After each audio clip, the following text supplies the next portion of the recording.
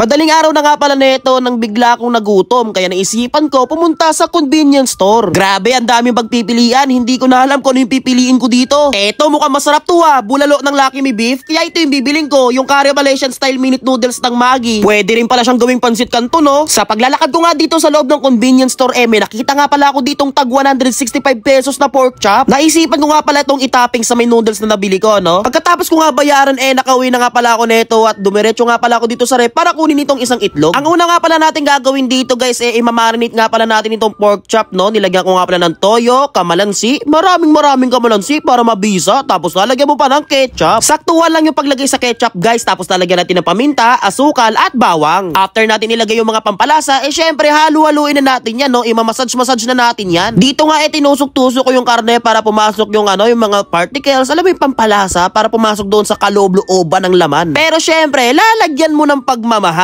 para masarap talaga itong pork chop na maluluto natin. Imamarinate natin siya ng isang oras. Mag-iisang oras na nga nakalipas kaya mag-iinit na nga pala ako dito ng tubig at maghahanda na nga pala ako dito ng kawali kasi dito ko nga pala ipiprito itong minarinate nating pork chop. O, akala nyo ihawin ko, no? Ipa-pan fry lang natin yan syempre para mabilisan lang. Lulutuin natin siya sa katamtaman ng lakas ng apoy. Sa isang kalderong maliit kumukulo na nga pala yung tubig kaya lalagyan nga pala natin siya ng isang buong itlog na nadurog. Aray ko, hindi mo na perfect. Pagkaluto ka ng itlog ilalagay na nga pala natin yung seasonings na nabili nating noodles at halu-haluin natin yan. Hintayin natin kumulo yan tapos babalik na rin na pala natin itong mga piniprito nating pork chop. Mga ilang minuto nga lang ay luto na nga pala itong pork chop guys, no? Kita mo naman talagang napakasarap niya, no? Mabisa. Sa same pan naman magpiprito naman tayo dito ng itlog na nabasag na naman yung dilaw kaya ayan, scramble ko na lang. Nilagyan ko nga pala ng konting asin tsaka ko siya scramble sa may kawali. Pagkaluto nga ng itlog ilalagay naman natin siya dito sa ibabaw ng kaning bahaw. Pagkakulo ng sa may kaldero ilalagay na nga pala natin itong noodles. Hindi ko alam kung anong lasa na itong noodles na to guys ha. First time ko lang pala tumatitikman. Na-curious kasi ako kaya ito yung binili ko. Nilagyan ko nga pala ng tirang adobong pata sa may ibabaw ng noodles tapos ilagay ko na rin pala itong niluto natin pork chop. Kain na nga tayo.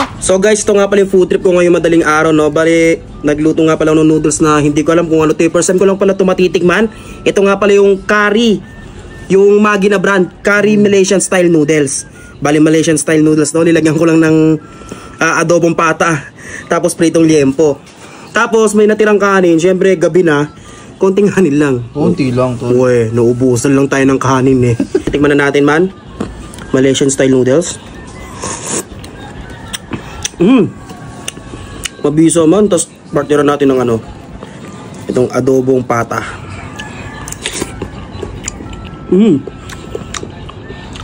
Mainit-init lang, no? Init. So dahil mainit pa yung noodles, ito muna.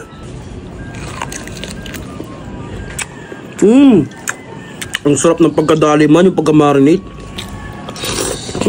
Tapos yung lasa ng noodles na to, lasa ng curry. Yes. Ganun. Dambot.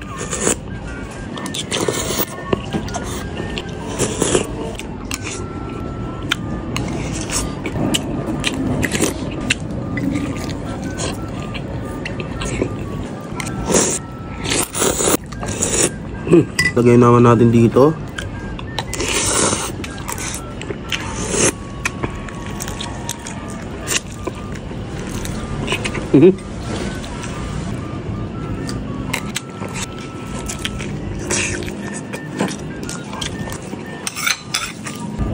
Grabe, ang sarap nito. Tapos ang ganda pa ng vape ko. Ito nga pala yung vape ni Boss Ryrie ng X-Vape. Yun, ang ganda.